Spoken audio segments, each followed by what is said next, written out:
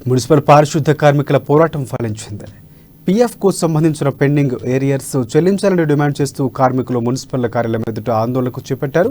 ఎట్టకేలకు స్పందించిన అధికార యంత్రాంగం కార్మికులతో బల్దియా సమావేశ మందిరంలో సమావేశమైంది. ఏరియర్స్కు చెల్లించేందుకు సముఖత వ్యక్తం చేయడంతో కార్మికులంతా హర్షం వ్యక్తం చేశారు. రెట్టించిన ఉత్సాహంతో పనిచేస్తామని, పట్టణాన్ని మరింత సుందరంగా తీర్చిదిద్దేందుకు తమ వంతు పాత్ర పోషిస్తామని ముక్త కంఠంతో తెలియజేశారు.